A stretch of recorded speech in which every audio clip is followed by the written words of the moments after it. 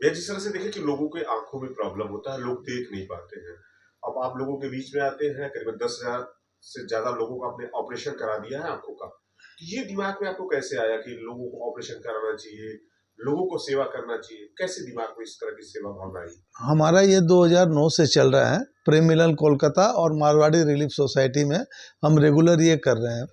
Actually क्या है कि आप जब चारों तरफ देखते हैं तो हमारे साथ जो आर्थिक तौर पर अपने पिछड़े हुए भाई बहन हैं, जो गांव में इंटीरियर में रहते हैं, जिनको शहर का पता नहीं है कि कहाँ होगा, उनकी एक बार आँख खराब हो जाए तो उनको ये लगता है शायद अब हमारा ठीक होगा नहीं, आँख अब हमारी आँखें अब ठीक होगी नहीं।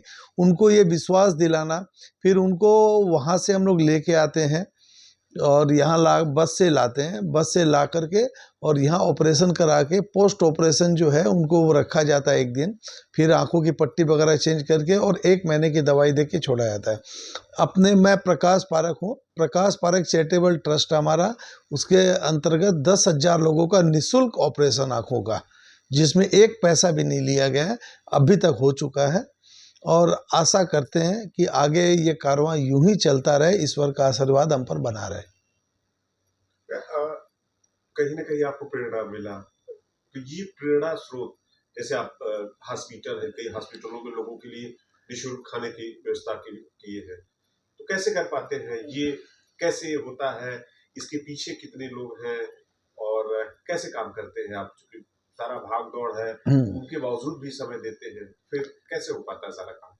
ये मैं कभी कभी हमारा काम पड़ता है हॉस्पिटल में जाने के लिए, तो पेशेंट तो चले जाते हैं, पेशेंट आते हैं, भर्ती हो जाते हैं, लेकिन जो दूर दराज गांव से लोग आते हैं, दूर दराज गांव से जो लोग आते हैं तो अपने 10-10 दिन 15-15 दिन उनको हॉस्पिटल में रहना पड़ता है।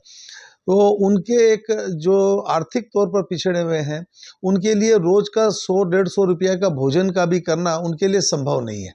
उनको पीड़ा होती है, जैसे मैंने कई लोगों से बात की तो उनको पीड़ा होती है।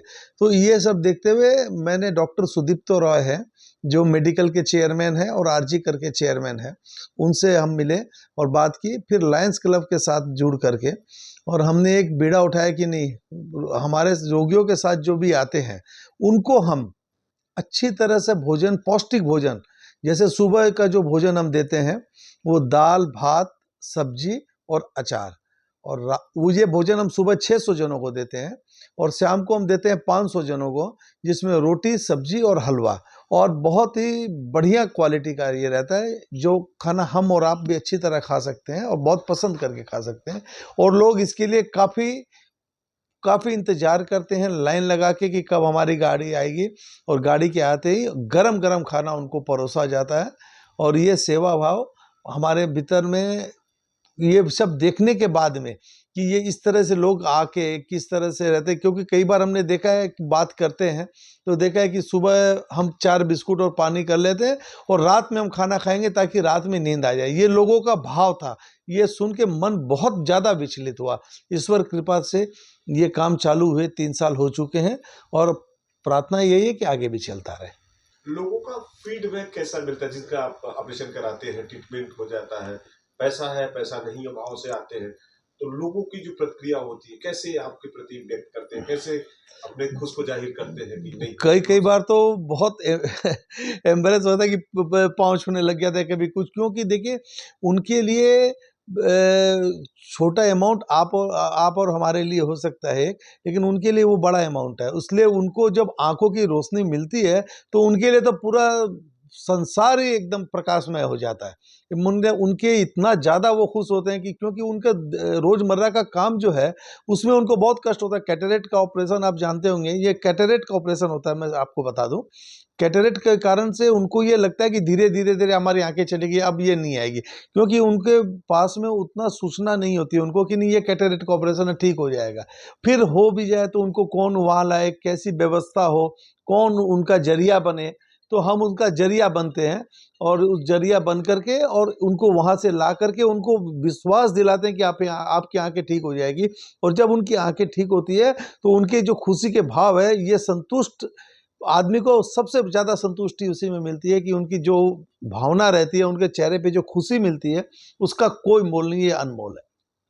युवा पीढ़ी के लिए क्या संदेश देंगे? जो नया जनरेशन आ रहा है, लोगों की भाग दौड़ जिंदगी है, लोग परेशान हैं, उनको क्या संदेश देना चाहते हैं कि कैसे लोग अपने मनोज जी एक चीज़ बोलना चाहूँगा, मेरे दोनों बेटे हैं, ये रोहित पारक है, ये मोहित पारक है, ये बड़ा बेटा है, ये छोटा बेटा है।